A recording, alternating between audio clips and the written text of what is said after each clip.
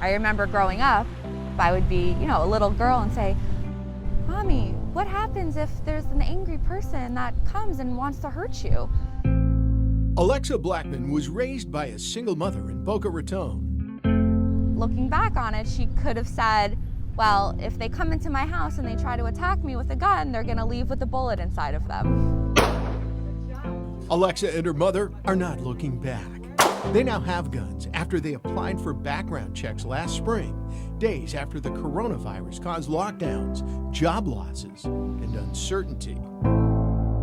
And with uncertainty comes, crime and desperation, and it's definitely a scary world, and people want to do whatever they can in their own power to protect themselves and their loved ones.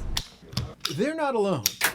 Contact 5 obtained records from the Florida Department of Law Enforcement dating back to 2004. A spike in background checks started in March 2020 when almost 170,000 Floridians applied for one to buy a firearm. When Contact 5 looked through the records, we found 8 of the 10 highest months for background checks were in the last year since the pandemic. We never, ever had anything anywhere remotely like it. Alex Schkopp owns a gun dealership in West Palm Beach. He's seen waves of gun buyers after mass shootings, hurricane threats, and after politicians call for gun reform.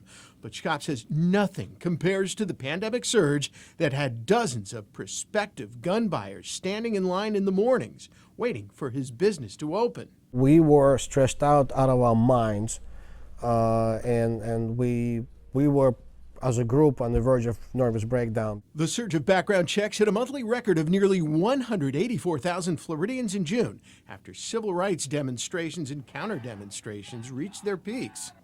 But Alex Schkopp says the wave continued through the rest of 2020, fueled, he says, by pandemic panic.